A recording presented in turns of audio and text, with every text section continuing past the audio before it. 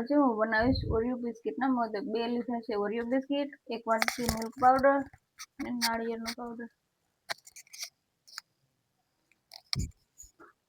હવે આપણે બિસ્કિટની ક્રીમ અલગ કરી નાખવાની છે મમ્મી. હા, આ રીતે ક્રીમ બધી અલગ કરી લઈશું. હવે મેં આ બિસ્કિટની ક્રીમ અલગ કરી નાખી છે. હવે આપણે બિસ્કિટનો પાવડર બનાવી લઈશું. નાખવાનું છે. હવે આપણે બિસ્કિટનો પાવડર બનાવી લીધો છે. હવે આપણે એમાં થોડો થોડો દૂધ નાખીને ઘઉંના લોટની જેમ મસલન તૈયાર કરી લઈશું.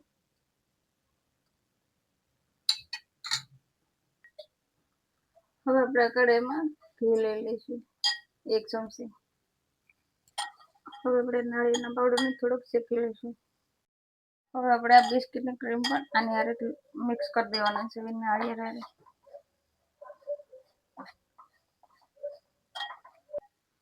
હવે આપણે નાખીશું મિલ્ક પાવડર 1 વાટકી.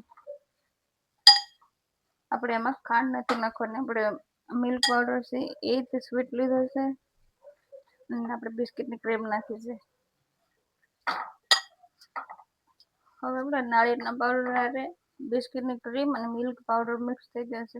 હવે આપણે એમાં નાખશું થોડું થોડું દૂધ.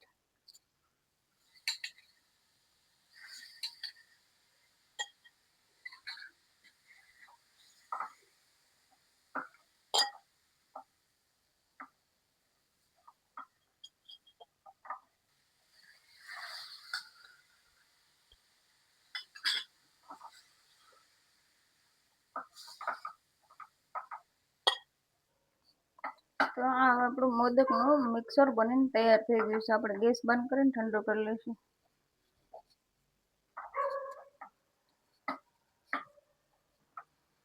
તો આપણે આ લોટ બાંધીને તૈયાર કરી લીધો છે બિસ્કિટનો. મેં લીધું છે મોદક મોડ. આપણે એની અંદર થોડું થોડું મિક્સર પેલા ભરીને આ રીતે બધામાં ફેલાવી દઈશું. તો મેં અંદર ભરી દીધું છે. આપણે ભરીશું નાળિયેરનું મિક્સર.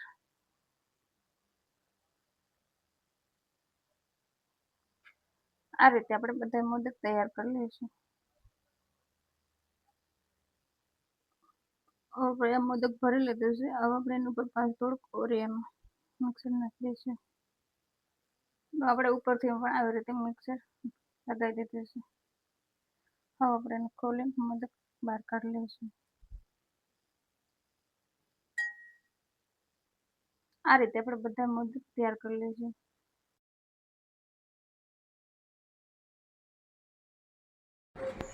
મમ્મી, આપણા ગણપતિ ભગવાનના પ્રિય મોદક બનીને તૈયાર છે. હા, આપણા મોદક બનીને તૈયાર છે. જો કેટલા સરસ બન્યા છે. બને છે ને મસ્ત. તો ચાલો મમ્મી, આપણે આને એકવાર કટ કરી લઈએ. હા, જે એકદમ સોફ્ટ બિસ્કિટના ને ઘરે એકદમ આસાનીથી બને ને મસ્ત. તમે પણ આ એકવાર બનાવજો રેસીપી મોદકની. આ મારી મા દીકરાની રેસીપી અગર તમને સારી લાગે તો તમે લાઈક, શેર અને સબસ્ક્રાઈબ જરૂર કરી દેજો. જય માતાજી, ધન્યવાદ.